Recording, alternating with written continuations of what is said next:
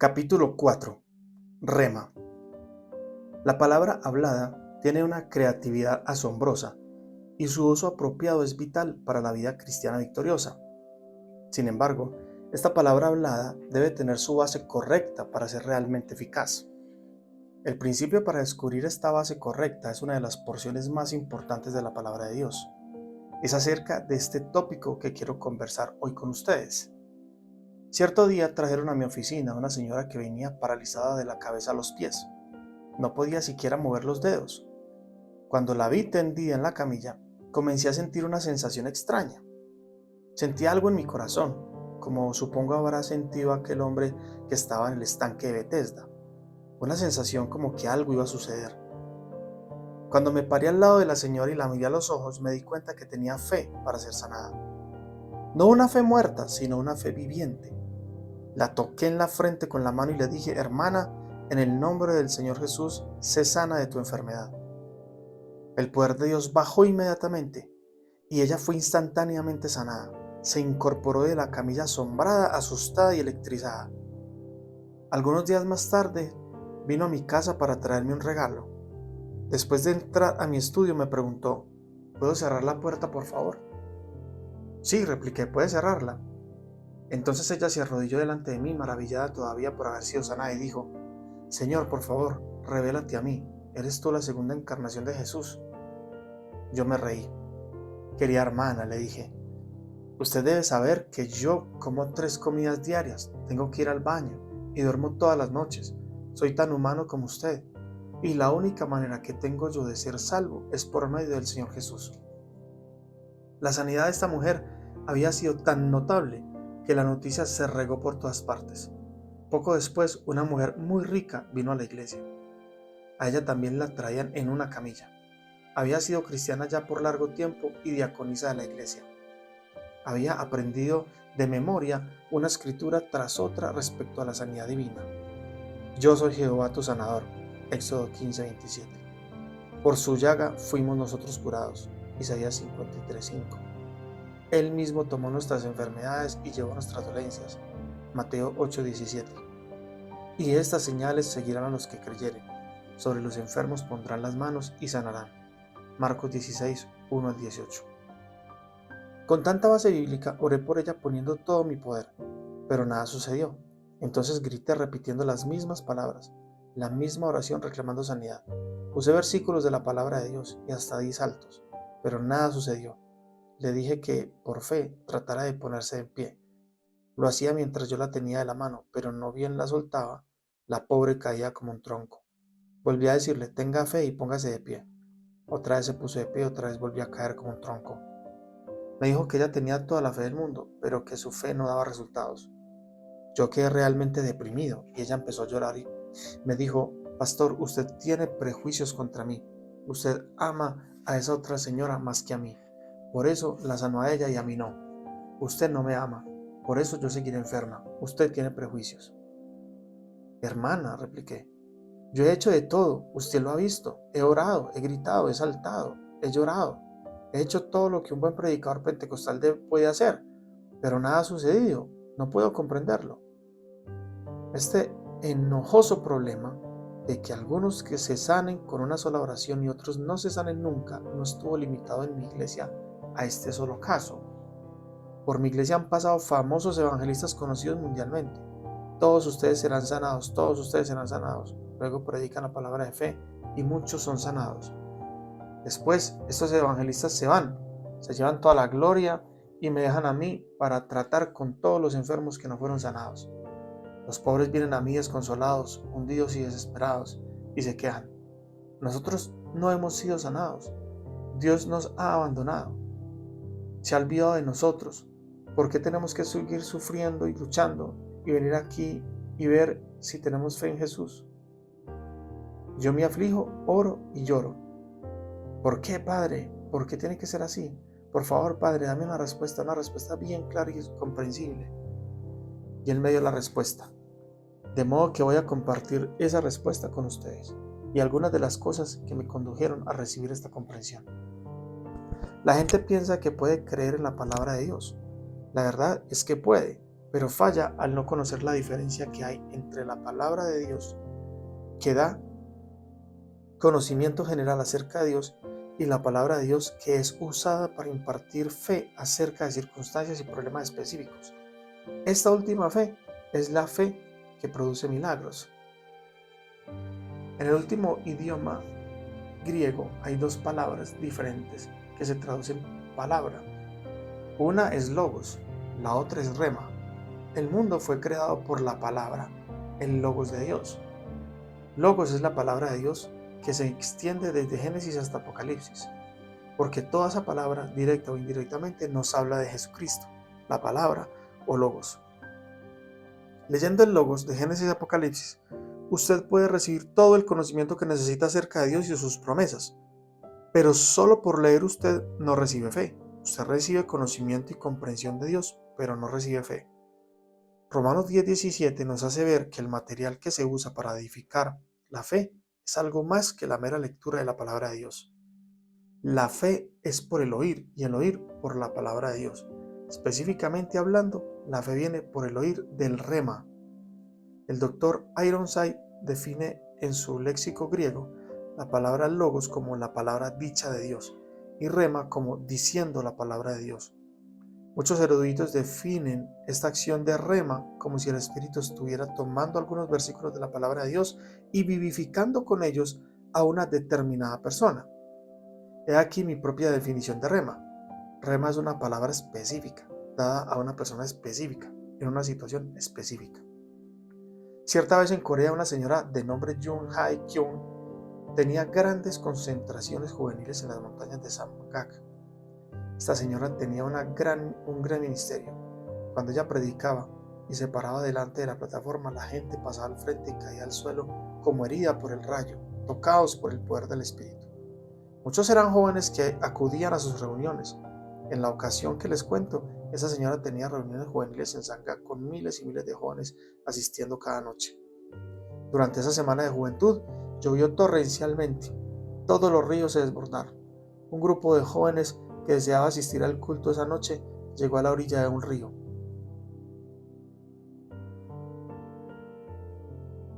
Pero el río venía muy crecido. No había puentes ni botes a la vista, y los jóvenes se desalentaron. Pero 3 chicas se juntaron y dijeron: ¿por qué nosotras no podemos cruzar este río? Pedro caminó sobre las aguas, y el Dios de Pedro es nuestro Dios también.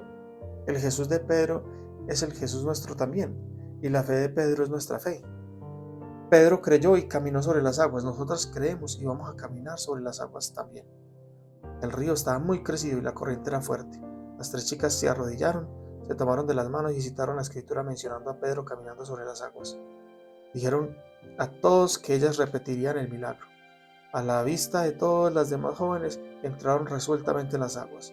Se sumergieron inmediatamente. 3 días después sus cadáveres fueron hallados flotando en el mar. Este triste caso tuvo repercusión en toda Corea. Los periódicos no cristianos atacaron la fe. Traían titulares tales como: el Dios de los cristianos no pudo salvarlas, o este otro: ¿por qué su Dios no contestó sus oraciones llenas de fe? Los incrédulos tuvieron un tiempo de triunfo con esta tragedia, y la iglesia cristiana experimentó una derrota y vino un aplastamiento general. Vino una verdadera baja de valores en la bolsa espiritual. Muchos se sintieron deprimidos y desalentados y no tenían palabras para responder a los reproches y acusaciones. El caso de las 3 chicas ahogadas llegó a ser tópico general en todo el país y muchos cristianos volvieron atrás. Habían sido buenos cristianos, pero después de este aparente fracaso decían: estas chicas creyeron lo mismo que nos enseñan los pastores. Ellas pusieron en ejercicio su fe. Los pastores urgen continuamente al pueblo a tener la fe en la palabra de Dios. Estas chicas hicieron justamente eso. ¿Por qué Dios no les contestó? Jehová Dios no debe ser un Dios viviente. No debe ser nada más que otra religión formalista y nosotros nos hemos envuelto en ella. ¿Qué clase de respuesta se le podría dar a esta gente? Esas niñas habían creído, habían ejercido su fe en la palabra de Dios. Pero Dios no tenía razón para apoyar su fe. Pedro nunca caminó sobre las aguas por razón del logos, el cual provee información general acerca de Dios. Pedro demandó que Cristo le diera una palabra específica para él. Dijo: Señor, si eres tú, manda que yo vaya a ti sobre las aguas. Mateo 14:28. Jesús contestó: ven. La palabra que Jesús le dio a Pedro no era logos, sino rema. Jesús dijo una palabra específica: ven, a una persona específica, Pedro, en una ocasión específica, la tormenta. Rema trae fe. La fe viene por el oír, el rema.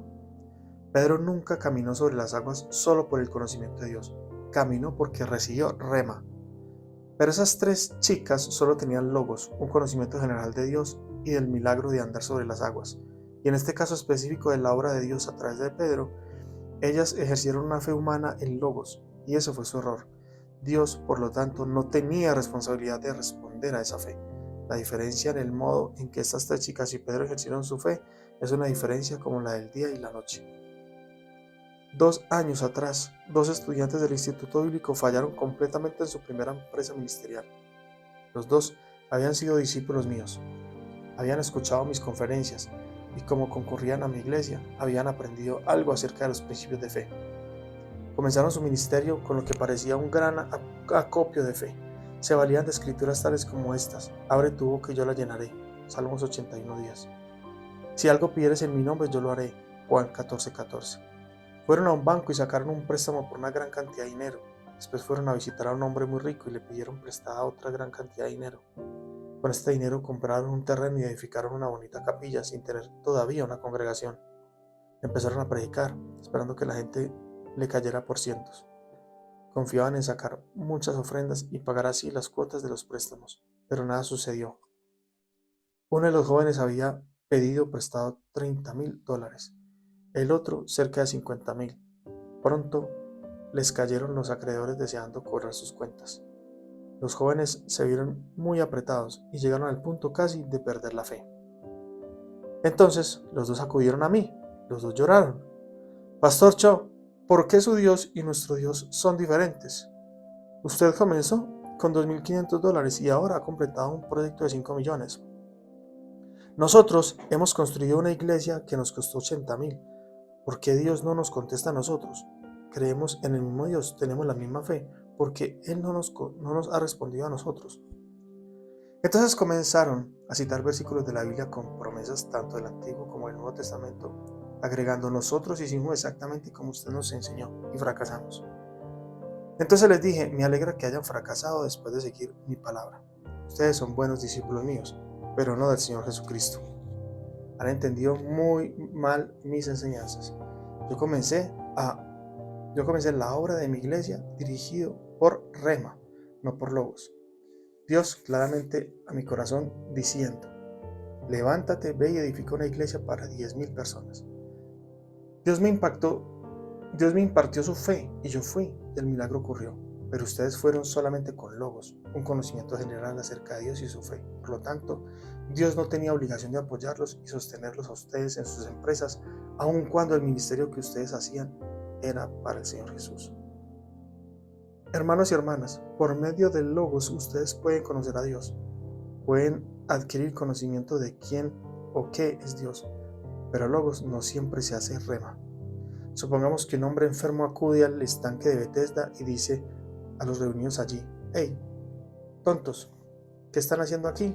Ese es el mismo estanque de siempre, con la misma agua en el mismo lugar. ¿Por qué tienen que estar esperando día tras día? Yo voy a meterme ahora mismo en el agua. Enseguida se mete en el agua y se baña todo lo que quiere, pero cuando sale del agua está tan enfermo como antes. Era solamente después que el ángel del Señor revolvía el agua que la gente podía meterse dentro y recibir sanidad. Siempre era el mismo estanque con la misma agua, pero solamente cuando el ángel de Dios removía el agua se producían los milagros. Rema sale de logos. Logos es igual que el estanque de Bethesda. Usted puede oír la palabra de Dios y puede estudiar la Biblia, pero solamente cuando viene el Espíritu Santo y aviva esa palabra en su corazón, haciéndola arder por dentro de su alma y dándola a conocer a usted cómo aplicarla directamente a su situación específica, es que el logos se convierte en rema. Si usted nunca tiene tiempo de esperar delante del Señor, entonces el Señor nunca vendrá a vivificar su palabra sembrada en su corazón que usted necesita. Esta es una época muy agitada. La gente viene a la iglesia para ser entretenida.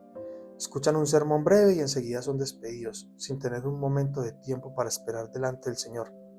Se les enseña el logo, pero no el rema. Por eso no ven milagros de Dios y comienzan a dudar de su poder. La gente debe venir al santuario, escuchar atentamente al predicador y después esperar un tiempo delante del Señor. Pero como ellos no vienen para escuchar el mensaje y luego esperar bastante tiempo ante la presencia del Señor hasta recibir el rema, entonces no reciben la fe que necesitan para solucionar sus problemas. Aunque vienen a la iglesia, nada sucede, por eso empiezan a enfriarse y a perder la fe. Otro de los problemas que sufren las iglesias en esta época es el de los ministros demasiado ocupados. Pasan horas y horas haciendo de electricista, carpintero, albañil, conserje, enfermero, ocupados en 100 tareas diferentes. Cuando llega el sábado se tumban por ahí tratando de pensar en algún logos para predicar mañana por la mañana. Están tan cansados que no tienen tiempo de esperar delante del Señor. No tienen el tiempo de cambiar el pasto verde en blanca leche. Sus congregaciones comen pasto simplemente, pero no la rica leche de la palabra. Este es un error muy grande. Los laicos no son los enemigos del pastor, son sus amigos. Como hicieron los apóstoles, el ministro debe concentrarse en la oración y el ministerio de la palabra, delegando cualquier otro trabajo en sus laicos, ancianos, diáconos, diaconisas y líderes. Yo sigo esta norma en mi iglesia. No me permito subir a la plataforma sin antes esperar delante del Señor y recibir el rema. A veces me paso toda la noche del sábado en oración. Durante el día oro: Señor, mañana vendrá la gente con toda la clase de problemas, malestares, enfermedades, dramas familiares, problemas de negocios, todos los tipos de problemas humanos que uno puede imaginarse.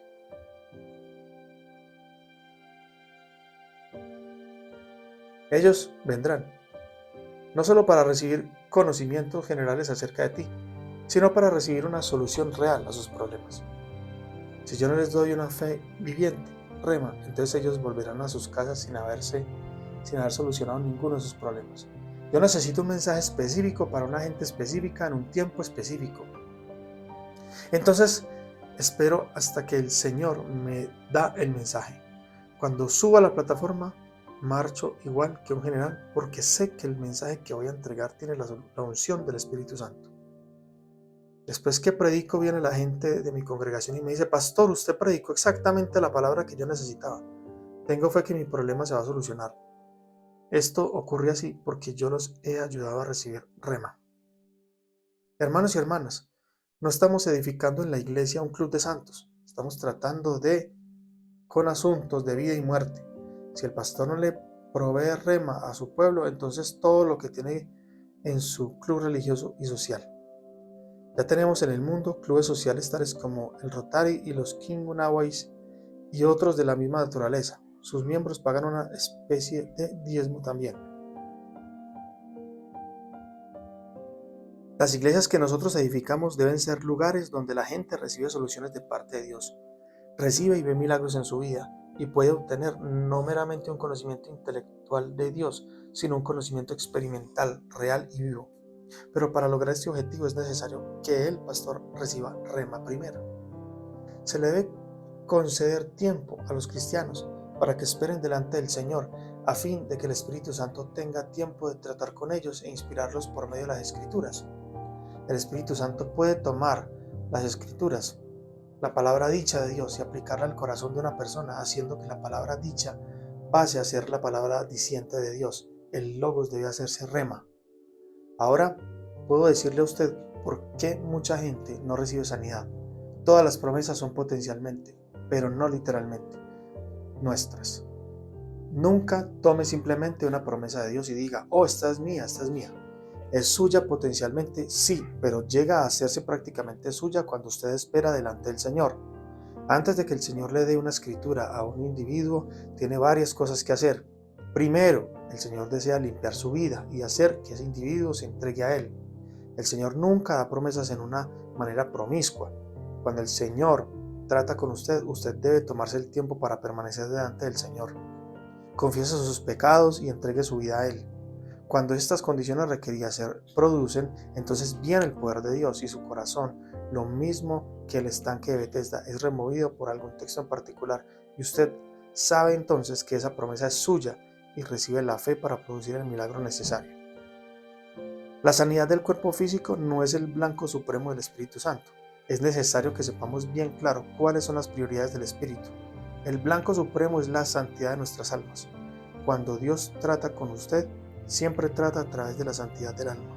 Si su alma no es recta delante de Dios, no importa cuánta oración, cuánto grito o cuánto salto pegue usted, eso no le traerá el rema que usted necesita. Pero para que eso suceda, usted debe esperar delante del Señor. La sanidad divina está de completo acuerdo con la voluntad soberana de Dios. A veces una persona recibe sanidad instantáneamente, otras personas reciben quizás la sanidad, pero después de esperar bastante tiempo. Uno de los mejores diáconos de nuestra iglesia cayó enfermo.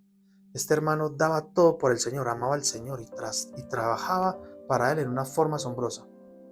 Se le dijo que tenía un tumor en el cuerpo y que el doctor deseaba operarle, pero todos en mi iglesia creían que el Señor iba a sanarlo, porque Él era un santo tremendo, poseedor de una gran fe. Yo oré por su sanidad. Los 40,000 miembros de la iglesia oraron por él. El hermano también clamó por su sanidad, pero nada sucedió. Se fue poniendo peor cada día. Finalmente comenzó a sufrir tales hemorragias que tuvo que ser llevado al hospital y operado. Muchos de los miembros quedaron consternados y dijeron: ¿dónde está Dios? ¿Por qué lo ha dejado sufrir de esa manera? Pero yo alabé al Señor porque sabía que en todo esto había un magnífico propósito escondido. Cuando el hermano fue hospitalizado, comenzó a predicar el evangelio a todos los que estaban en la sala. Pronto todo el hospital sabía que hay un Señor Jesús viviente y que su representante terrenal estaba ahí en la cama del mismo hospital. Los médicos y las enfermeras que lo trataron y todos los pacientes que lo escucharon llegaron a convertirse y ser salvos. Luego, todos los miembros de la iglesia dijeron, regocijándose: alabado sea el Señor. Era mucho mejor para él ser hospitalizado que ser sanado divinamente. Dios sabía que la prioridad era salvación eterna de muchas almas, más que la sanidad terrenal de uno de los miembros de la iglesia y el fiel siervo suyo. Cuando sufrimos un dolor o tenemos un sufrimiento cualquiera, tenemos derecho a reclamarle liberación. Pero esto no se logra automáticamente. Si su sufrimiento es para que se manifieste la gracia de Dios, o si viene al canal por donde fluya esa gracia redentora, entonces ese sufrimiento ha sido enviado por Dios. Pero si esos sufrimientos lo invalidan a usted y comienzan a destruirlo, entonces han sido enviados por Satanás y usted debe orar para ser librado de ellos. Les voy a relatar un caso cuando Dios nos libró a la gente de sus sufrimientos. Esto sucedió durante la guerra de Corea, cuando 500 pastores fueron capturados y fusilados inmediatamente y 2,000 iglesias evangélicas fueron destruidas. Los comunistas se portaron sádicamente con los pastores. La familia de un pastor fue apresada en Incheon, Corea, y los líderes comunistas los sometieron a lo que ellos llaman un tribunal del pueblo. En esos famosos tribunales, los acusadores siempre preguntan: ¿este hombre es culpable de tal o cual crimen y por ese crimen debe ser castigado? ¿Qué dice el pueblo?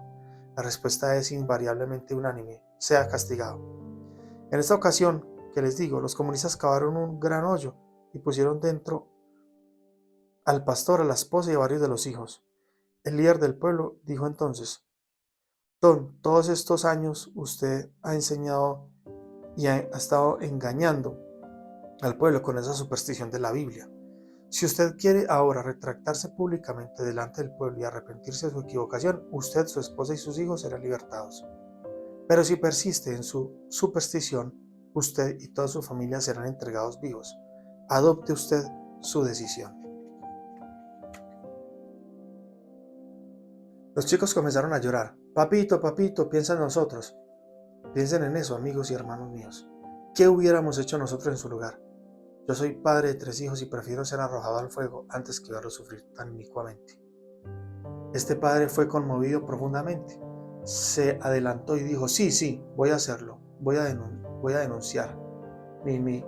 Pero antes de que pudiera terminar su frase, la señora gritó, papá, di que no.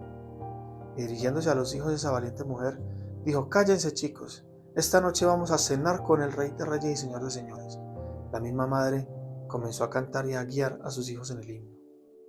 En presencia estar de Cristo, ver su rostro que será, cuando al fin en plena gloria mi alma le contemplará. Al fin todos se unieron en el canto triunfal. Los comunistas comenzaron a echar paladas de tierra. Pronto los más chicos quedaron cubiertos, pero siguieron cantando hasta que la tierra llegó a sus cuellos. Toda la gente estaba mirando, estupefacta. Dios no libró a esa familia de la muerte, pero casi toda la gente que contempló la situación llegó a convertirse al Evangelio de Cristo. Muchos de ellos son miembros ahora de mi iglesia.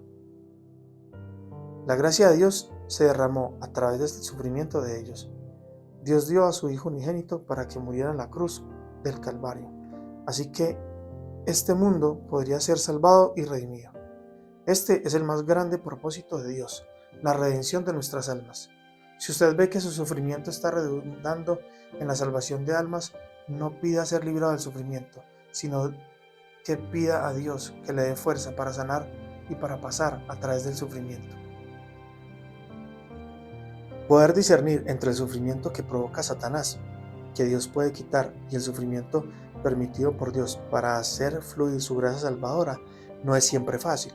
Para poder distinguir bien entre uno y otro, necesita esperar delante del Señor y conocer profundamente la voluntad de Dios. No se desoriente ni vaya rodando de un evangelista a otro. Por medio de la oración, el ayuno y la fe, deje que Dios le muestre la verdad. Cuando el Espíritu Santo aviva el logos de la Escritura, una fe milagrosa es impartida al corazón. Usted se da cuenta de que la Escritura no es más la palabra dicha de Dios, sino se ha convertido en la palabra diciente de Dios. Usted debe afirmarse en esa palabra y ponerla en práctica, aun cuando momentáneamente no vemos nada claro, aun cuando usted no pueda ver ni tocar, aun cuando toda su vida esté en tinieblas. Una vez que reciba el rema, no debe tener temor. Camine y ande sobre las aguas y podrá ver realizarse el milagro. Pero tenga cuidado, sin embargo, de no adelantarse a Dios. Mucha gente pretende adelantarse a Dios, como lo hizo Pablo por su urgencia de predicar el Evangelio de Jesucristo. Jesucristo le había dicho que iba a enviarlo lejos a los gentiles, pero Pablo aceptó ese logos y se marchó para Asia. Pero el Espíritu de Cristo no le permitió seguir. Entonces dijo Pablo, me iré a Bitinia, pero otra vez el Espíritu Santo le dijo, no. Entonces Pablo y sus compañeros se dirigieron a Troas, una ciudad desconocida. Podemos imaginarnos el asombro y la confusión que tendrían allí. Yo solo estaba obedeciendo el mandato del Señor de ir hasta los fines de la tierra predicando el Evangelio. ¿Por qué se nos ha impedido seguir? Pero cuando estaban orando y esperando delante del Señor, recibieron rema, y un hombre de Macedonia se le apareció en visión y les dijo, pasen a Macedonia y ayúdennos. De modo que tomaron el primer barco que pasaba y se fueron a Europa.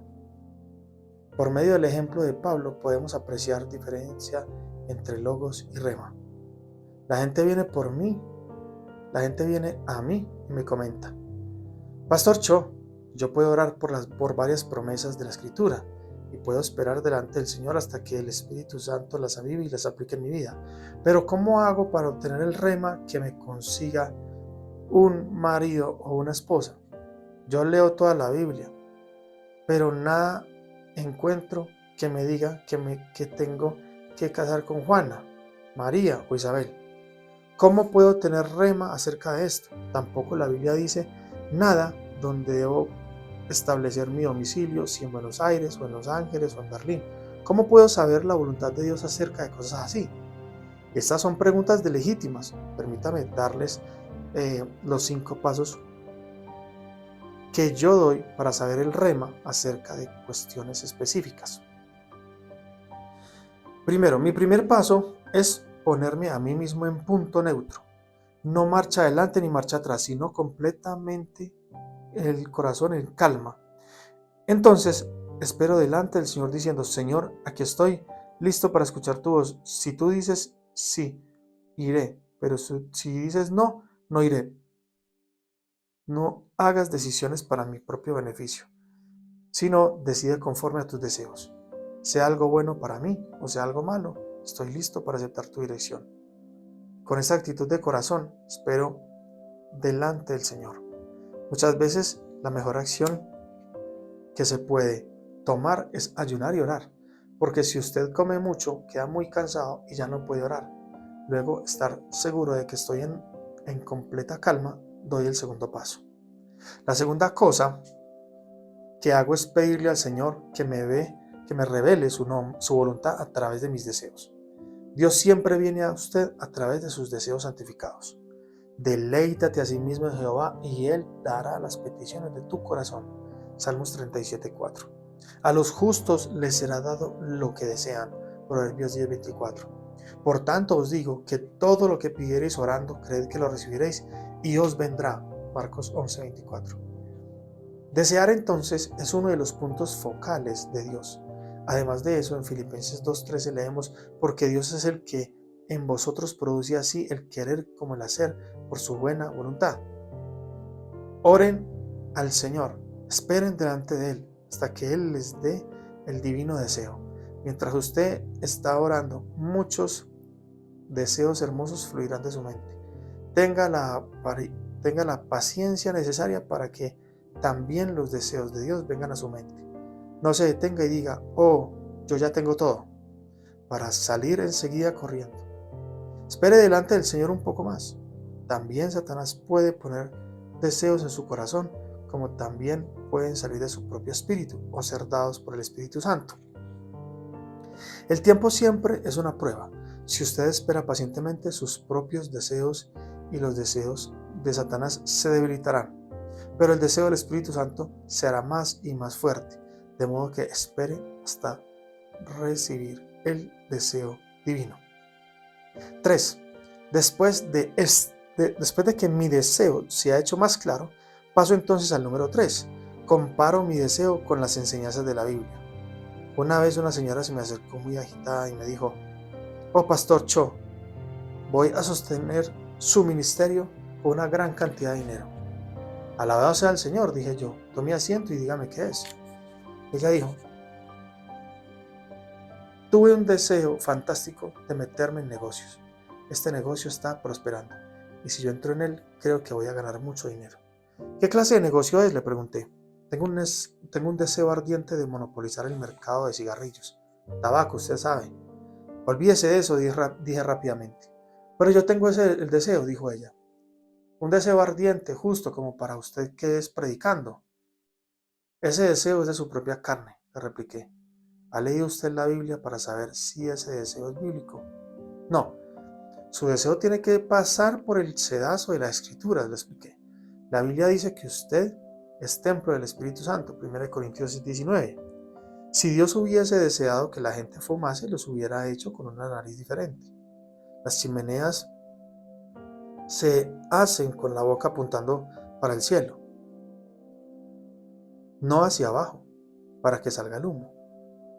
Dios no creó a la gente para que fume, porque les hizo nariz apuntando para abajo. El Espíritu Santo habita en su cuerpo. Si usted fuma, entonces está contaminando el templo del Espíritu con humo. Su deseo está fuera de la voluntad de Dios. Sería bueno que usted se olvidara de ese negocio. Un hombre se acercó a mí y me dijo: Pastor, quiero tener amistad con una hermosa mujer viuda. Ella es dulce, bella, maravillosa. Cuando oro siento un deseo ardiente de casarme con ella, pero todavía tengo a mi esposa y a mis hijos. Vea, le dije, mejor olvídese de eso de inmediato, porque ese deseo es del diablo. Oh, no, dijo él. Este deseo no es del diablo. Cuando oro, el Espíritu Santo me habla al corazón y me dice que mi esposa original no es exactamente la clase de costilla que calza en mi costado. Mi presente esposa es más bien una espina en mi carne. El Espíritu Santo me habló y me dijo que esta viuda es exactamente mi costilla perdida, la que calza exactamente en mi costado. Esto no es del Espíritu de Dios, es del diablo, volví a decirle. Mucha gente comete el error. Si oran en contra de la voluntad expresa de Dios, como está escrita en su palabra, entonces les hablará el diablo. El Espíritu Santo jamás contradice la palabra escrita. Este hombre no me quiso escuchar, se divorció de su mujer y se casó con la viuda. Ahora es el más miserable de los hombres. Descubrió que su segunda costilla era mucho peor que la primera. De modo que todos nuestros deseos deben ser examinados cuidadosamente por la Escritura. Si no tienen usted confianza de hacer eso por sí mismo, entonces consulte con su pastor. Cuarto, después de que he escrutado atentamente mi deseo con la palabra de Dios, entonces estoy listo para dar el paso número 4, pedirle al Señor que me dé una señal y que esa señal provenga de las circunstancias. Si Dios ha hablado realmente a su corazón, entonces le dará indudablemente una señal desde el mundo exterior. Cuando Elías oró 7 veces pidiendo lluvia, recibió una señal externa, una nubecilla, del tamaño de la mano de un hombre. Apareció sobre el horizonte. También en Gedeón tenemos un ejemplo, cuando Dios le dio la señal del rocío y el vellón de lana. Dios siempre me muestra a mí una señal externa. A veces es muy pequeña, pero siempre es una señal. Quinto, después de que hemos recibido una señal externa, doy el paso final. Oro hasta que sea el momento de Dios. El tiempo de Dios siempre es diferente del nuestro. Usted debe orar hasta que sienta una verdadera paz, porque la paz es el árbitro mayor. Si después de orar todavía siente intranquilidad en su espíritu, entonces no es aún el tiempo apropiado. Significa que todavía estará encendida la luz roja, de modo que manténgase orando y esperando. Cuando vea que la luz roja cambia y se enciende la verde, entonces vendrá una gran paz a su corazón. Entonces es el momento de saltar y echar a andar. Camine, corra a toda velocidad, con la bendición de Dios y el rema de Dios. Los milagros se sucederán en su vida uno tras otro. Siempre he seguido en mi vida cristiana estos 5 pasos, y Dios siempre ha confirmado este modo de caminar con señales y milagros. Estos resultados positivos siempre me muestran la clara diferencia que hay entre logos y rema. No necesita estar confundido acerca de las promesas de Dios. Ninguna clase de gritos, chillidos, clamores y saltos convencerá a Dios. Dios se convence a sí mismo cuando pone en nuestro corazón la fe que le agrada a Dios. La versión Reina Valera del 60 dice en Marcos 11:22, tened fe en Dios para poder remover montañas, pero el texto griego no dice precisamente tened fe en Dios, dice tened la fe de Dios. ¿Cómo puede usted tener la fe de Dios? Cuando usted recibe el rema, la fe que le es dada no es fe suya, fe humana, sino la fe que Dios le da a usted. Después de recibir esta fe, que es la impartida y concedida desde arriba, será capaz de remover montañas de su lugar. Sin recibir esa fe especial de Dios, usted no puede hacer eso. Si no fuera por otra razón, usted debiera por esta estudiar cuidadosamente toda la Biblia, desde Génesis hasta Apocalipsis, con el fin de dar al Espíritu Santo el material que Él necesita para trabajar. Cuando usted espere tranquilamente delante del Señor, todo el tiempo suficiente, Dios avivará la palabra y cambiará el logos en rema e impartirá su fe en usted. Luego vendrán los grandes milagros cuando actúe con esa frase milagros en su ministerio y en su hogar. Espere delante del Señor. Nunca considere que esto es perder el tiempo. Cuando Dios hable a su corazón, puede hacer grandes cosas en un segundo, que antes no podía hacer en un año entero. Espere delante del Señor y verá realizarse grandes cosas.